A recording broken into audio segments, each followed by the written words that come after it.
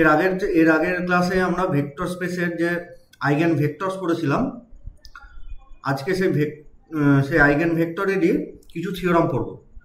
তো আমাদের first theorem কি আছে দেখি। এটা হচ্ছে আমার বইয়ের 208 পেজের থিওরাম নাম্বার 4.17.3। তো থিওরামের স্টেটমেন্টটা দেখি আমরা কি লেখা আছে।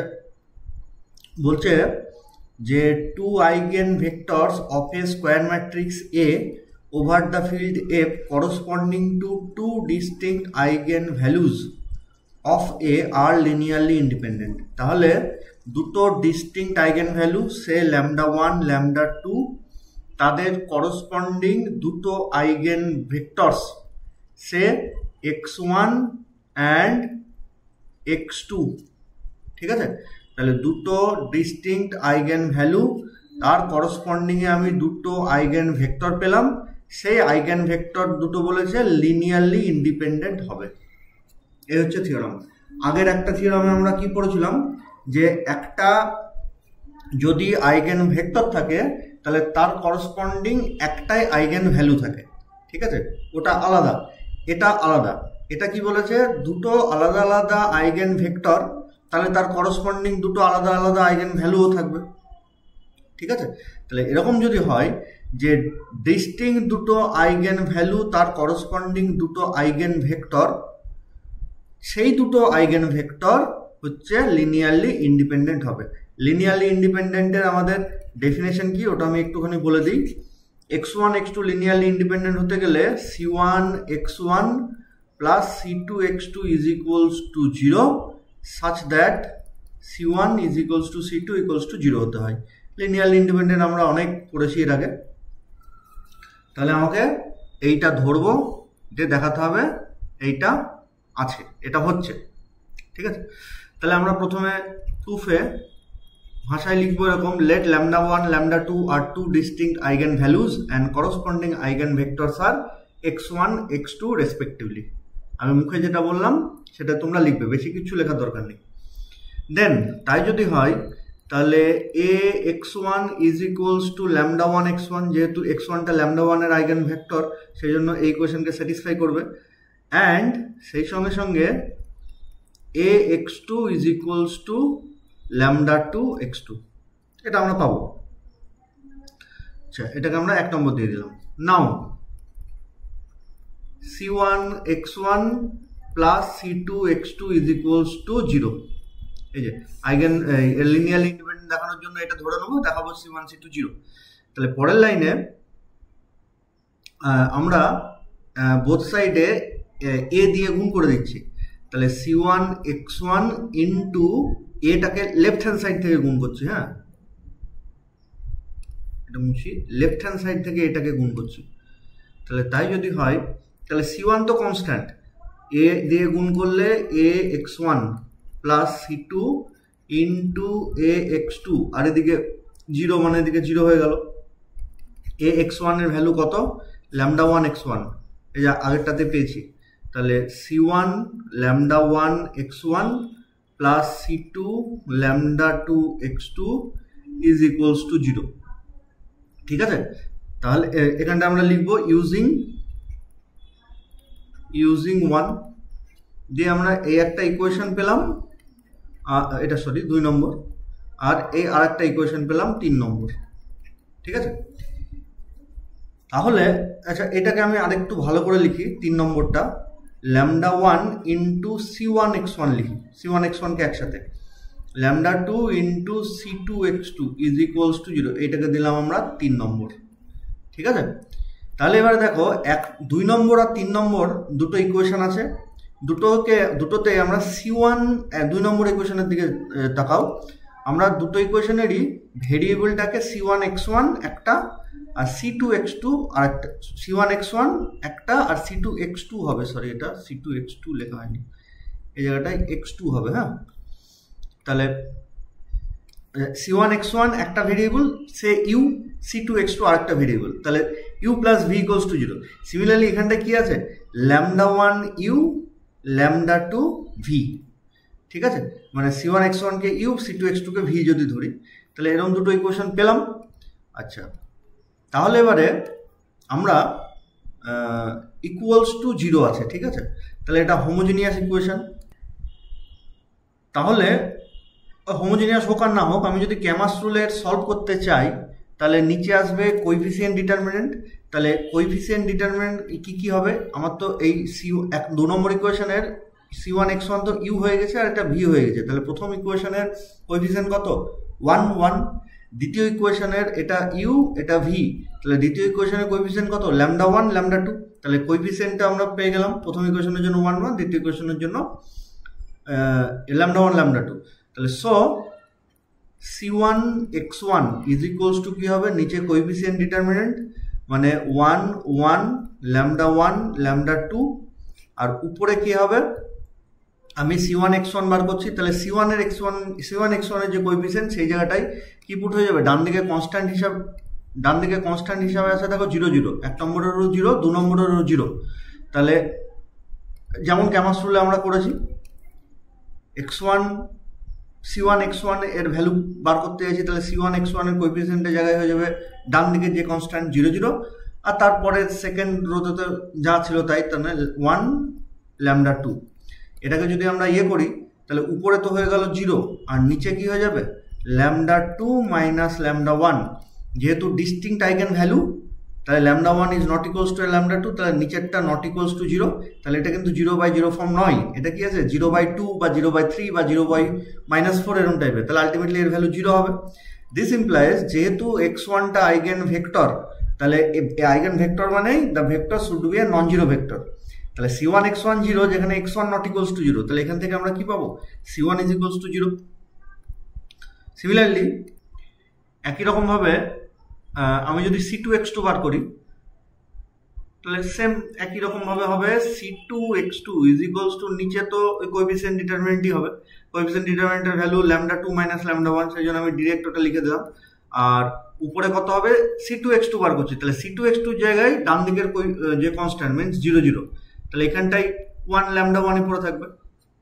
তাহলে this is also equals to 0, this implies c2 equals to 0। Bracket এখানটা লেখা উচিত আমাদের, হ্যাঁ, যেহেতু x1 নট ইকুয়ালস টু 0 আর এখানে যেহেতু x2 নট ইকুয়ালস টু 0। তাহলে এখান থেকে আমরা কি পেলাম? c1 c2 0। তা ধরেছিলাম কি? দেখো ধরেছিলাম ইনিশিয়ালি 2 নম্বর ইকুয়েশনটা, এইটা যে c1x1 plus c2x2 equals to 0, সেখান থেকে প্রমাণ করলাম c1 c2 দুটোই 0। তাহলে x1 x2 আর লিনিয়ারলি ইন্ডিপেন্ডেন্ট। নোটে তো আমরা তাই দেখেছি যে লিনিয়ারলি, নোট মানে আমি বোঝানোর জন্য লিখেছিলাম যে লিনিয়ারলি ইন্ডিপেন্ডেন্ট হওয়া এটাই কন্ডিশন। বুঝা গেল? ছোট থিওরাম এগুলো। তারপরে আসি আমাদের নেক্সট থিওরামে। আমাদের নেক্সট যে থিওরাম সেটা আমাদের বইয়েরই ঠিক তারপরেই আছে। আগে দুটো ভেক্টর দিয়েছিল আইগেন ভেক্টর, এবারে তিনটা আইগেন ভেক্টর দিয়েছে যে if x1 x2 x3 be 3 eigenvectors of a square matrix A over the field F corresponding to the three distinct eigenvalues lambda 1 lambda 2 lambda 3 respectively, then x1 x2 x3 are linearly independent। Same দুটো জায়গায় তিনটে, same পদ্ধতি তোমরা বাড়িতে করবে, homework হিসেবে থাকলো, না পারলে আমাকে বলবে কমেন্টে, আমি করে দেওয়ার চেষ্টা করব। তারপর চলে আসি নেক্সট থিওরাম। নেক্সট থিওরাম হচ্ছে the eigenvalues of real symmetric matrix are real। তাহলে আমি যদি একটা ম্যাট্রিক্স যেটা রিয়াল হয় অ্যাজ ওয়েল অ্যাজ সিমেট্রিক হয়, ঠিক আছে, তাহলে তার আইগেন ভ্যালুগুলো সব রিয়াল নাম্বার হবে। তাহলে আচ্ছা, তার আগে আরেকটা জিনিস বলে রাখি, ধরো কোনো একটা ম্যাট্রিক্সের আইগেন ভ্যালু 2 এসছে, ঠিক আছে, এবং সেটা দুবার এসছে, বা ধরো অন্য কিছু 1 এসছে কিন্তু সেটা 3 বার এসছে, ঠিক আছে, তাহলে কি করে আসতে পারে? ধরো ক্যারেক্টারিস্টিক্স ইকুয়েশন এরকম এসছে x মাইনাস 1 তার কিউব, তার সাথে আরো অনেক কিছু আছে। তাহলে এইখান থেকে আমরা কি পাবো? x equals to 1 1 1। তার মানে এটা কি 1 একটা আইগেন ভ্যালু 3 বার এসছে। তাহলে এখানটায় আমরা এটাকে বলবো যে 1 is an eigen value of algebraic multiplicity 3, of algebraic multiplicity 3। তার মানে 1 3 বার আইগেন ভ্যালু হিসাবে এসছে, ঠিক আছে, এই টার্মটা একটু মনে রাখবো, অ্যালজেব্রিক মাল্টিপ্লিসিটি। আচ্ছা, তাহলে আমরা যেটা বলছিলাম যে রিয়াল ম্যাট্রিক্স মানে কি, এ যদি একটা ম্যাট্রিক্স হয়, তার সমস্ত এর এলিমেন্টগুলো যদি সমস্ত রিয়েল নাম্বার হয়, তাহলে এই যে রিয়েল ম্যাট্রিক্স বলবো। যেটা ম্যাথামেটিক্যালি আমি যদি এর কনজুগেট নিই, তাহলে সে ম্যাট্রিক্স নিই। কনজুগেট মানে ধরো আলফা একটা নাম্বার, তার সেটা ধরো 2 + 3i, তাহলে আলফা বার তার কনজুগেট সেটা কি হবে 2 - 3i। তাহলে কমপ্লেক্স নাম্বারের ক্ষেত্রে সংখ্যা এবং তার কনজুগেট সেটা কিন্তু সমান হয় না, কিন্তু রিয়েল নাম্বারের ক্ষেত্রে হয়। সে আলফা = 2, তাহলে আলফা বার মানে কি, সেটাও 2, আয়ের জায়গায় -i বসানোর তো জায়গা নেই, তাহলে আলফা = আলফা বার। তাহলে রিয়েল নাম্বার কমপ্লেক্স নাম্বার চেনার এটাও একটা পদ্ধতি। এটা আমরা ম্যাট্রিক্সে অ্যাপ্লাই করব, যে এ হচ্ছে একটা ম্যাট্রিক্স, সে রিয়েল ম্যাট্রিক্স কী করে বলবো, তার কনজুগেট নেবো। মিনস যেখানে যেখানে যদি কমপ্লেক্স নাম্বার থেকে থাকে সেখানে আয়ের জায়গায় -i পুট করে দেবো, সেটা হবে এবার। এবার যেহেতু রিয়েল ম্যাট্রিক্স, তাহলে a = এবার হবে।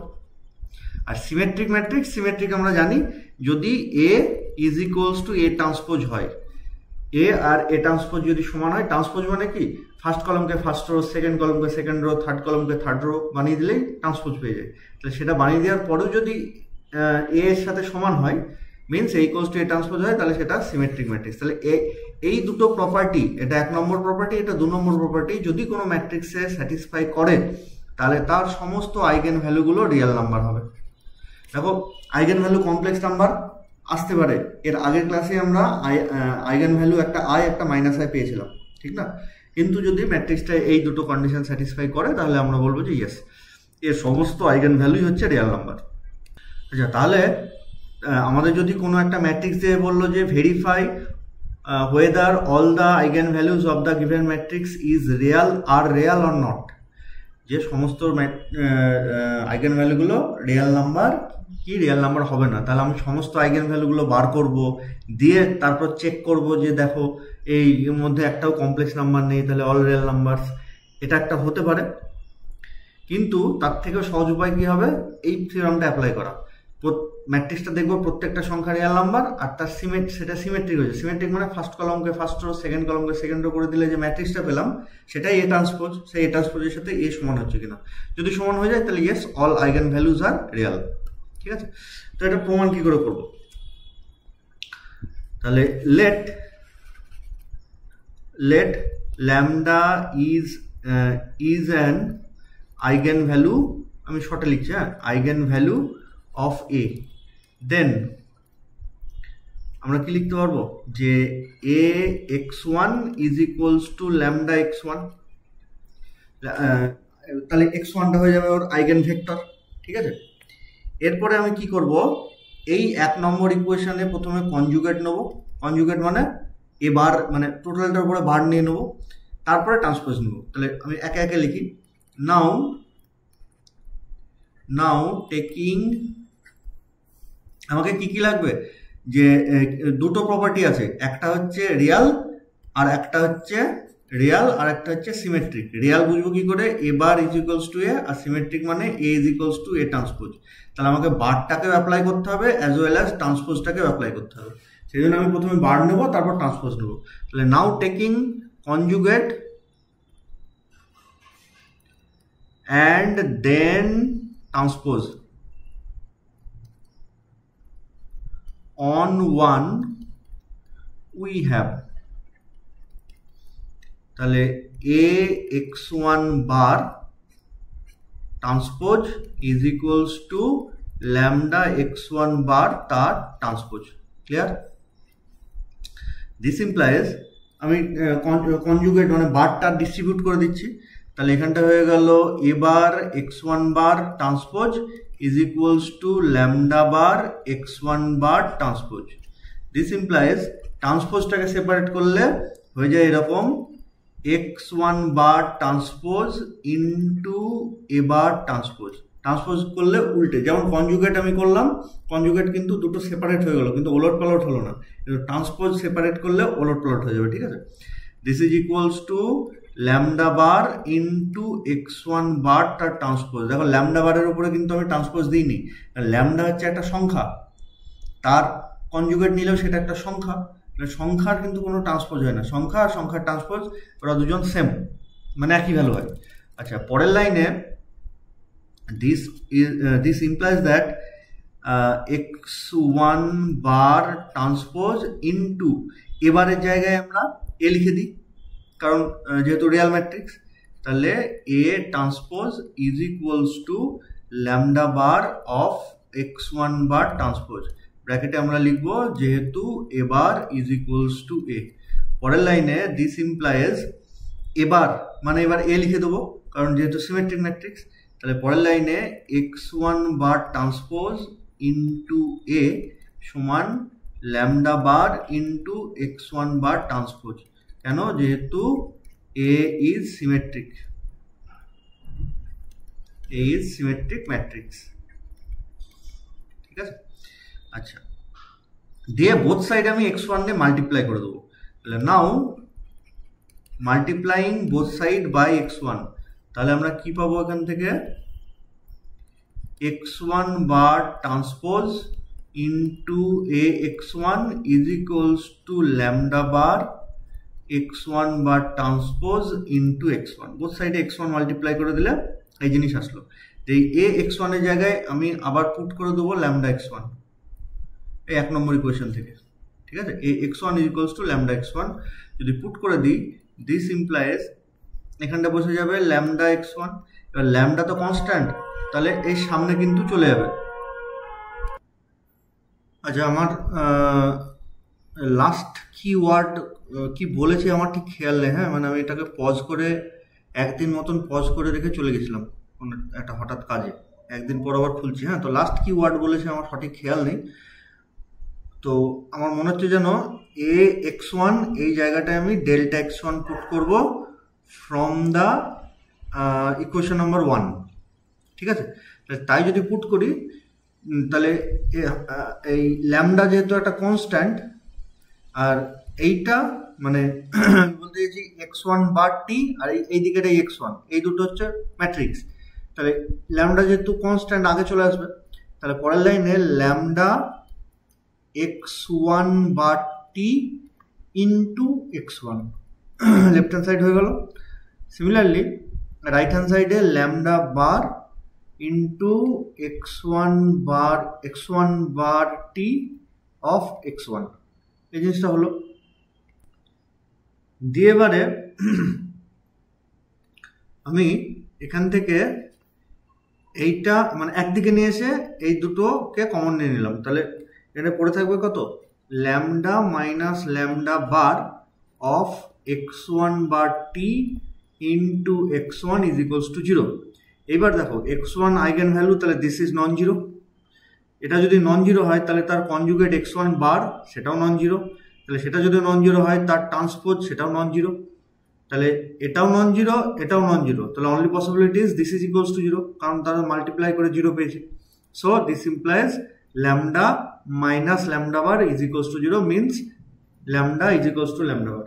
তাহলে ল্যামডা হচ্ছে একটা স্কেলার যার কনজুগেট যদি আমি নিই, বার যদি করি, তাহলে ঘুরিয়ে আবার সেটাই আসছে, তাহলে দিস ইজ রিয়েল নাম্বার। কারণ কমপ্লেক্স নাম্বারে কনজুগেট নিলে সেটা আর অরিজিনাল নাম্বারটা সমান হয় না, আমরা একটু আগে দেখলাম। ঠিক আছে, তাহলে এখানটায় যে আমরা এটাকে 0 লিখবো, তখন পাশে লিখবো since x1 is a eigen vector so it is a normal vector, therefore this is equals to 0। বুঝা গেল? আচ্ছা, তাহলে এটার আমাদের পদ্ধতি কি হবে? আমার মাথায় রাখতে হবে রিয়াল দেখাতে হবে, তার মানে বার ব্যাপার টানতেই হবে, আর সিমেট্রিক মানে ট্রান্সপোজ ব্যাপার টানতেই হবে। সেই জন্য আমি এখানটায় ax1 equals to lambda x1 দিয়ে উপরে প্রথমে বার নিয়েছি, তারপর ট্রান্সপোজ নিয়েছি, দিয়ে সবগুলোকে ভেঙে ভেঙে দিয়ে লাস্টে x1 দিয়ে গুণ করে দিয়েছি এখানটায়। ঠিক আছে, লাস্টে x1 দিয়ে আমরা লেফট হ্যান্ড সাইড থেকে গুণ করে দিয়েছি, তাহলে এই রেজাল্ট আসবে। ঠিক আছে, সেম একই টাইপের থিওরাম ওর পরে আছে, জাস্ট একটু আলাদা। আমি থিওরামটা আবার স্টেটমেন্টটা লিখি। আচ্ছা, নেক্সট আমাদের থিওরাম বলছে the eigen values of real and skew symmetric matrix. তাহলে রিয়াল মানে তো এবার ইকুয়ালস টু এ, আর স্কিউ সিমেট্রিক মানে A transpose is equals to minus A. Symmetric মানে কি ছিল? A transpose is equals to A, আর এখানটা A transpose equals to minus A. ঠিক আছে, তাহলে কি হবে? আর পিওরলি ইমাজিনারি অর 0। তাহলে যদি রিয়াল আর স্কিউ সিমেট্রিক ম্যাট্রিক্স হয় তাহলে তার আইগেন ভ্যালুগুলো হয় পিওরলি ইমাজিনারি। তাহলে পিওরলি ইমাজিনারি মানে lambda bar is equals to minus lambda আসবে, ঠিক আছে, পিওরলি ইমাজিনারি যদি ইয়ে হয়। আর রিয়াল হলে lambda bar equals to lambda আসতো। তাহলে সেম একই প্রসিডিওর, শুধু চেঞ্জ কোথায় হবে? চেঞ্জ হবে যেখানে আমি এ ট্রান্সপোজের জায়গায় এ লিখেছিলাম ওই থিওরামটায়, সেখানে এ ট্রান্সপোজের জায়গায় মাইনাস এ লিখে দেবো। তাহলে এইখানটায় যদি আমরা এ ট্রান্সপোজের জায়গায় একটু আন্ডারলাইন করে দিই, এই যে এ ট্রান্সপোজ, সেই জায়গাটায় এ না লিখে মাইনাস এ লিখবো, ঠিক আছে। বাকি কিন্তু সব সেম প্রসিডিওর। তাহলে দেখবে lambda equals to lambda bar equals to minus lambda চলে আসবে, ঠিক আছে। আচ্ছা গেল, আমি করলাম না এটার। এরপর হচ্ছে আমাদের নেক্সট থিওরাম। এটাই মোটামুটি আমাদের লাস্ট থিওরাম হবে। থিওরাম তো প্রচুর আছে, তার মধ্যে আসার মতন থিওরাম এটা লাস্ট হবে। এরপরে 10 ইয়ার্স করতে গিয়ে দেখবো এক্সট্রা যদি আরো কিছু থিওরাম চলে আসে তখন সেটা আমি করিয়ে দেবো, ঠিক আছে। তো বলেছে কি যে if lambda is an eigen value of A real orthogonal ম্যাট্রিক্সে, অর্থোগোনাল ম্যাট্রিক্সের ডেফিনেশন কি? A transpose is equals to identity matrix, ঠিক আছে। তাহলে সিমেট্রিক মানে কি ছিল? A transpose is equals to A. Skew symmetric মানে A transpose is equals to minus A. আর অর্থোগোনাল মানে হচ্ছে A transpose is equals to I N, ঠিক আছে। তাহলে বলছে ল্যামডা যদি eigen value of orthogonal matrix হয়, তাহলে 1 by ল্যামডাটাও আইগেন ভ্যালু হবে। 1 by lambda is also an eigen value of A. তাহলে 2 যদি কোনো অর্থোগোনাল ম্যাট্রিক্সের আইগেন ভ্যালু হয়, তাহলে 1/2 মিনস হাফও ওই ম্যাট্রিক্সটার আইগেন ভ্যালু হতে বাধ্য। সেটা এই থিওরামে প্রুফ করতে বলেছে। তাহলে আমরা প্রথমে লিখবো যে let A is an orthogonal matrix then A transpose is equals to IN। তাহলে যেখানে যেখানে আমরা IN পাবো সেখানে সেখানে A transpose পুট করে দিতে পারি, ঠিক আছে। Again lambda is an eigenvalue of A, then determinant of A minus lambda IN is equals to 0। this আচ্ছা 0 is equals to লিখে, হ্যাঁ, বারবারও 0 লেখার কোনো মানে হয় না। this is equals to আচ্ছা IN এর জায়গায় আমরা পুট করে দিই A ট্রান্সপোজ। তাহলে determinant of A minus lambda A transpose. পরের লাইনে এটাকে আমি কমন নিয়ে নেব।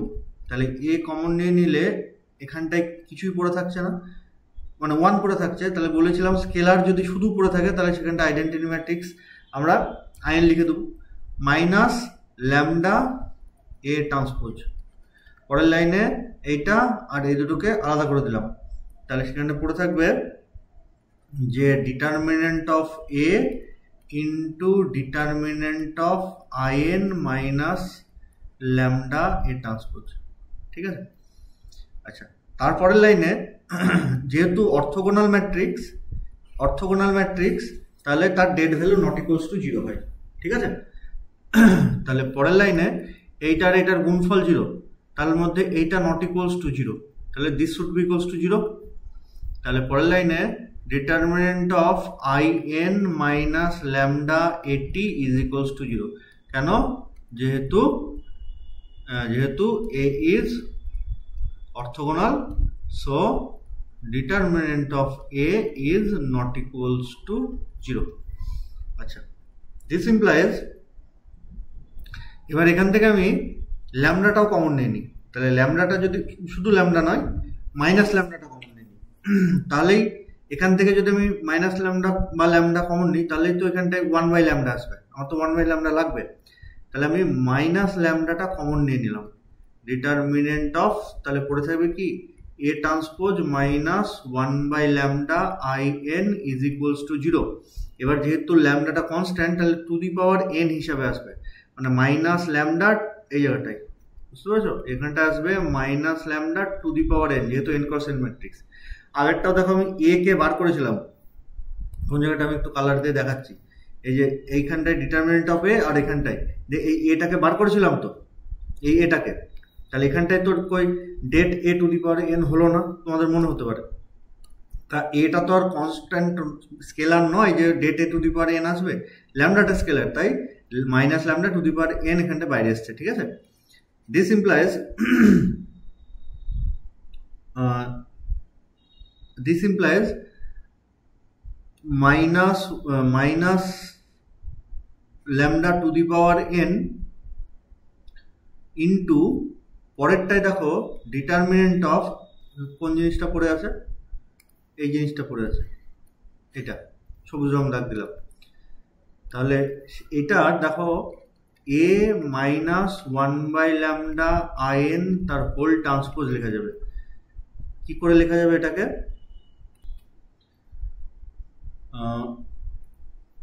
a ট্রান্সপোজ তো হয়েছিলই, আচ্ছা 1/λটা তো স্কেলার, তাহলে এর ট্রান্সপোজ দেওয়াও যা না দেওয়াও তাই, ওর মাথায় টি থাকলো কি না থাকলেও কিছুই আছে না, 2 আর 2 এর ট্রান্সপোজ একই।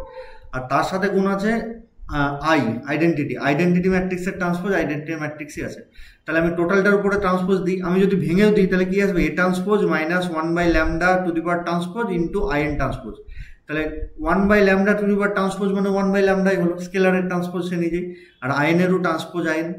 তাহলে ঘুরিয়ে আমি আবার এটাই ঘুরি পাচ্ছি, ঠিক আছে? তারপরে লাইনে ওটা লেখা যায় this implies minus lambda to the power n determinant of a minus 1/λ in is equals to 0।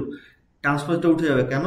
কারণ ডিটারমিনেন্ট a ট্রান্সপোজ যে কোনো একটা ম্যাট্রিক্স b ট্রান্সপোজ আর ডিটারমিনেন্ট অফ b এই দুটোর ভ্যালু সেম, ঠিক আছে? ম্যাট্রিক্স বা তার ট্রান্সপোজের কোনো একটা ম্যাট্রিক্সের ডিটারমিনেন্ট বা ট্রান্সপোজ করার পর তার ডিটারমিনেন্ট সেম হয়, তাহলে ট্রান্সপোজটা তুলে দিলাম। তাহলে দেখো এই জিনিসটা আমরা এখান থেকে আমরা কি বলতে পারবো? আচ্ছা this is not equals to 0, তাহলে পরের লাইনে determinant of a minus 1/λ in equals to 0। তাহলে এখান থেকে নিশ্চয়ই বলতে পারবো যে 1/λ is an eigen value of a, কারণ ওটা ওই ফরম্যাটে পড়ে যাচ্ছে। বুঝা গেল? এই স্টেপটা একটু মনে রাখতে হবে, একটু ঝামেলা করা আছে। আচ্ছা এরপরের দিন আমরা এক্সারসাইজে চলে যাবো। হ্যাঁ, এক্সারসাইজ আর তার সাথে যদি কিছু থিওরাম থাকে ছোটোখাটো সেগুলো করবো। তাহলে আজকে এই পর্যন্ত থাকলো, এরপরের দিন এক্সারসাইজ করবো, আর তারপরের ইয়েতে ডায়াগোনালাইজেশন অফ এ ম্যাট্রিক্স করবো। সিলেবাসে আমাদের এগুলো আছে। আচ্ছা থাকলো আজকে এই পর্যন্তই।